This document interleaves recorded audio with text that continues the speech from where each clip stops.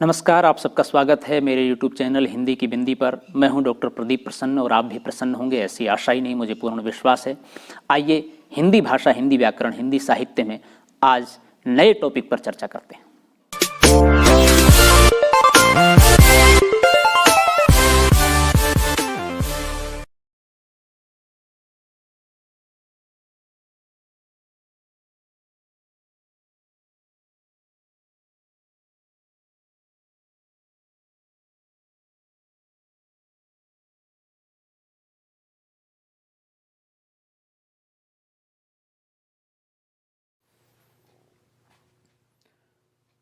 विद्यार्थियों, आज की वीडियो हम बना रहे हैं कक्षा 9 की हिंदी पुस्तक क्षितिज भाग 1 पाठ 3 उपभोक्तावादी संस्कृति।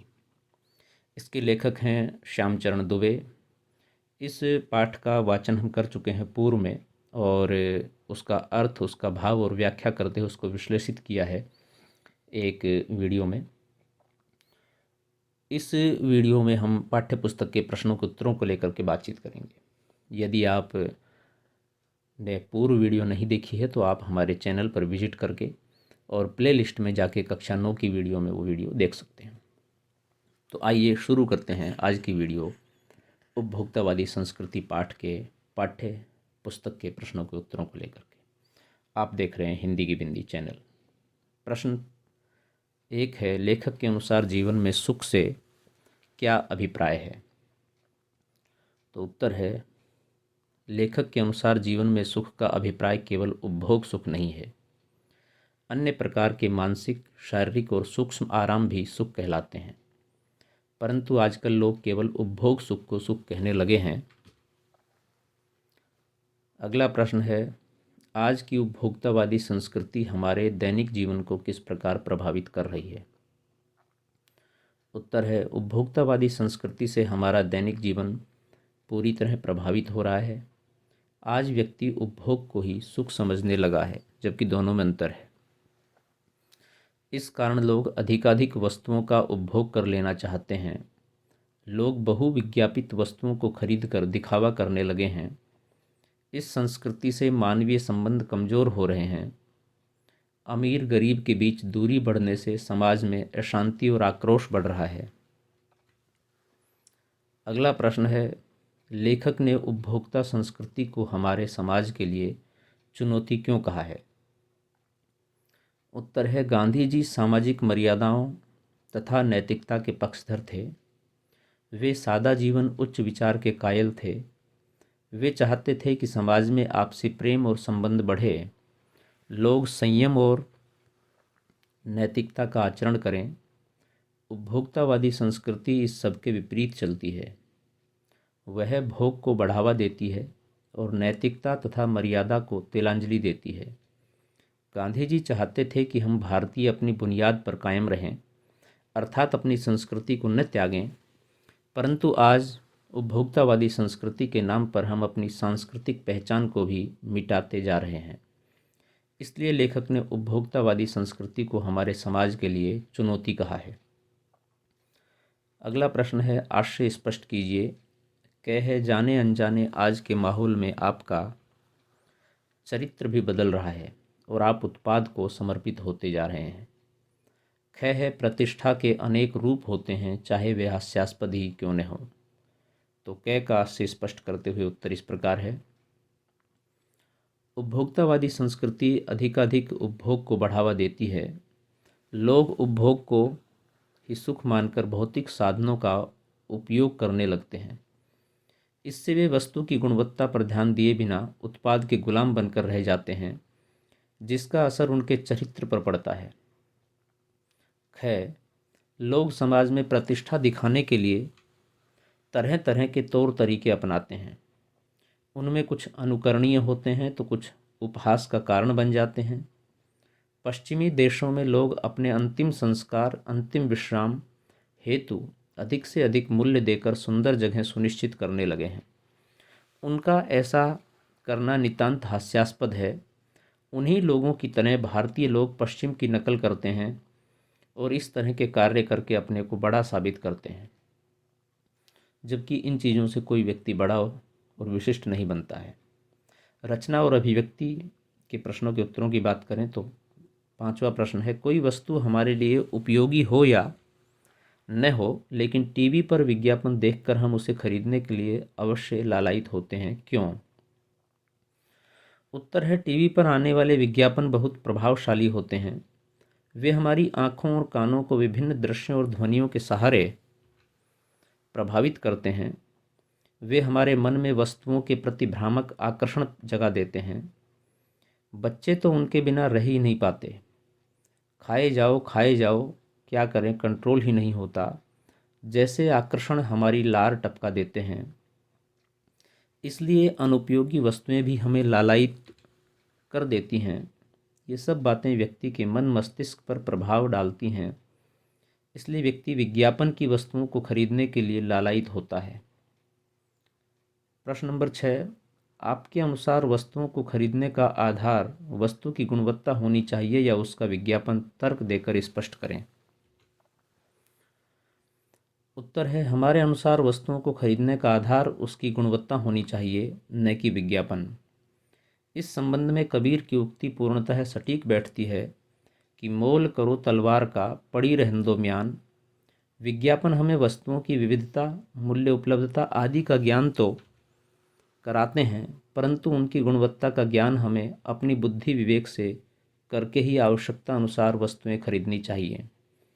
और महत्वपूर्ण बात यह है कि यदि आवश्यकता नहीं है तो नकल करके दूसरे को देखकर वस्तु नहीं खरीदनी चाहिए।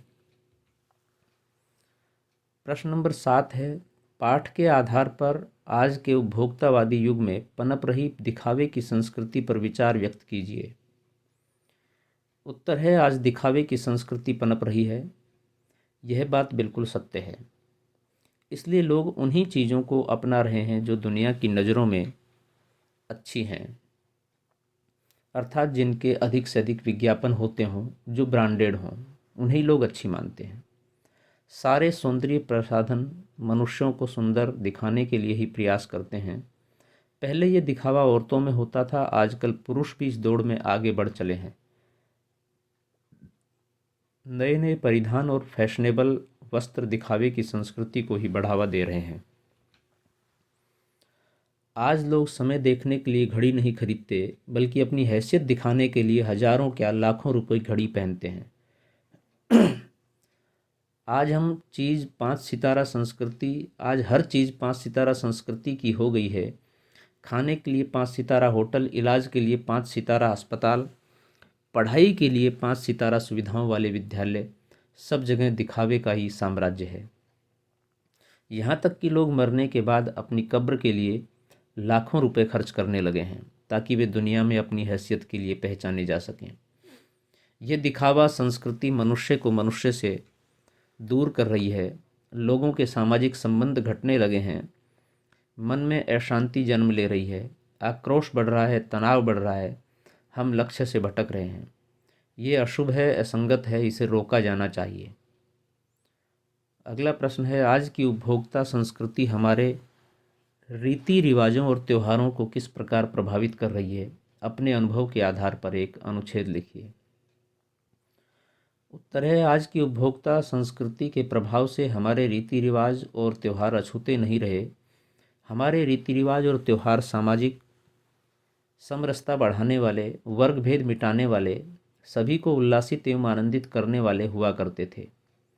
परंतु उपभोक्तावादी संस्कृति के प्रभाव से इनमें बदलाव आ गया है। इससे त्यौहार अपने मूल उद्देश्य से भटक गए हैं।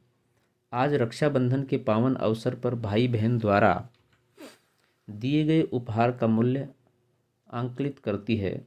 दीपावली के त्यौहार पर मिट्टी के दिए प्रकाश फैलाने के अलावा समानता दर्शाते थे, परंतु बिजली की लड़ियों और मिट्टी के दियों ने अमीर गरीब का अंतर स्पष्ट कर दिया है। यही हाल अन्य त्योहारों का भी है। इसलिए यह आज की उपभोक्ता संस्कृति हमारे रीति रिवाज और त्यौहार के लिए खतरनाक है। प्रश्न नंबर 9 है, धीरे धीरे सब कुछ बदल रहा है। इस वाक्य में बदल रहा है क्रिया है। यह क्रिया कैसे हो रही है? धीरे धीरे। अतः यहाँ धीरे धीरे क्रिया विशेषण है। जो शब्द क्रिया की विशेषता बताते हैं क्रिया विशेषण कहलाते हैं। जहाँ वाक्य में हमें पता चलता है क्रिया कैसे, कितनी और कहाँ हो रही है, वहाँ वह शब्द क्रिया विशेषण कहलाता है। ऊपर दिए गए उदाहरण को ध्यान में रखते हुए क्रिया विशेषण से युक्त लगभग 5 वाक्य पाठ में से छांट कर लिखिए। तो उत्तर है क, धीरे धीरे सब कुछ बदल रहा है। धीरे धीरे रीतिवाचक क्रिया विशेषण है। सब कुछ परिमाणवाचक क्रिया विशेषण है। आपको लुभाने की जी तोड़ कोशिश में निरंतर लगी रहती है। निरंतर रीतिवाचक क्रिया विशेषण है। सामंती संस्कृति के तत्व भारत में पहले भी रहे हैं। पहले कालवाचक क्रिया विशेषण है। अमेरिका में आज जो हो रहा है कल वह भारत में भी आ सकता है। आज कल कालवाचक क्रिया विशेषण है। हमारे सामाजिक सरोकारों में कमी आ रही है।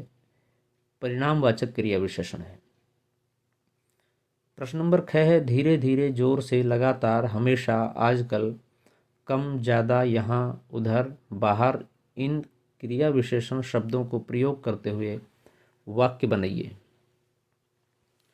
तो वाक्य इस प्रकार है, धीरे धीरे भ्रष्टाचार की बीमारी धीरे धीरे पूरे भारत में फैल चुकी है। जोर से, अचानक यहाँ जोर से विस्फोट हुआ।